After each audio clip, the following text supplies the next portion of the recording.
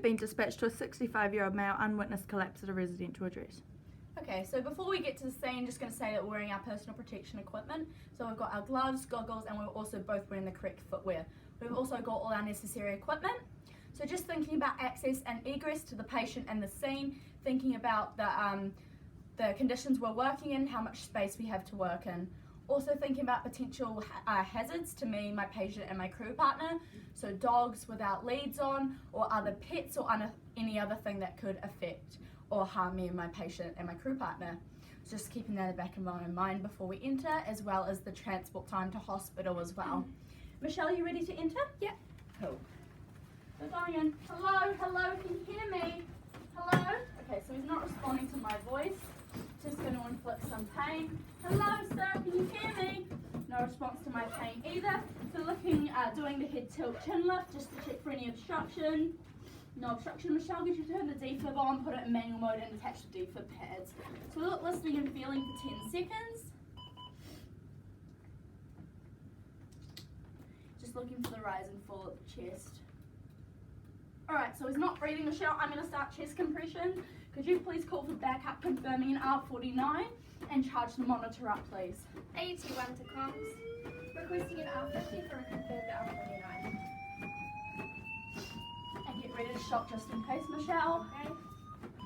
Alright, off the chest, that's VT, shockable rhythm. Everyone clear, shock. Shocking.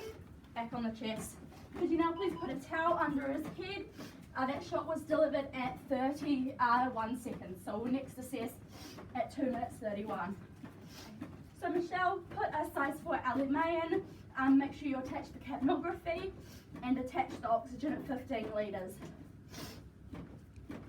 So since this was an unwitnessed collapse, just thinking about my 5 H's and 5 T's. So hypoxia we're about to manage by giving high flow oxygen. Hypothermia, my patient is warm to touch, so not thinking hypothermia. 5, 4, 3, 2, 1. Hypokalemia and hydrogen ion acidosis, we can't rule out in the pre-hospital setting, but we'll just do a 12 lead after just in case. Could you count me down as well, Michelle? Count my compressions. Sure. And hypovolemia, there's no obvious blood loss. 29, 30. But I'll do a blood trauma sweep just to make sure. Toxins, so there's no obvious bottles or drugs lying around, but we would check the patient's house once backup arrives, so can't rule toxins out. Tension pneumothorax, I'm happy we're getting good bilateral chest rise and fall, but I will also auscultate. 26, 27, 28, 29, 30. Thrombus, we don't know if he's on warfarin or any blood thinning tablets, so we can't rule out thrombus. Tamponade, there's no obvious trauma, so can't rule out tamponade and trauma until I do my secondary survey. 26, 27, 28, 29, 30. So Michelle, we're going to reassess in another 15 seconds. So I'll get you to charge up the monitor, and then if need be, we'll swap and you can do overhead compressions and ventilations, and I'll do a secondary trauma sweep. Okay. 25, 26, 27. All right, Michelle, could you charge up the monitor and do the 2 ventilations?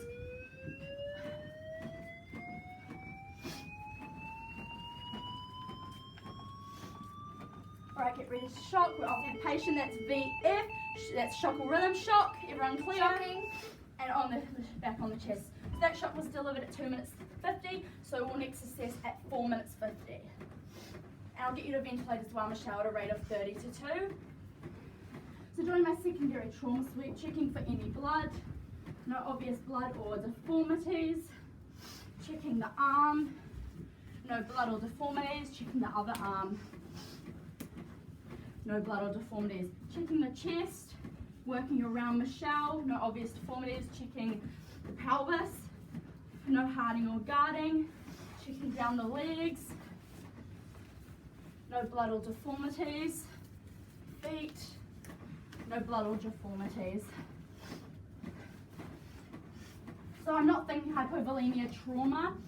There's no distended jugular veins, so not thinking tamponade either. And just getting underneath the spine. Trying to get right underneath.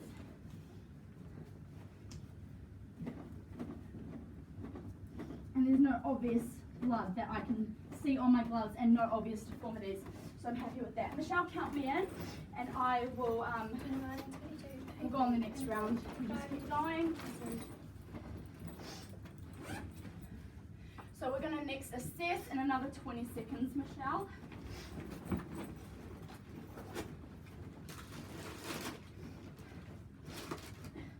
So what I'm going to do is oscillate, 21, Michelle, 22, 23, 25, 26, 27, and get ready to charge the machine now, please. Pull back on the chest.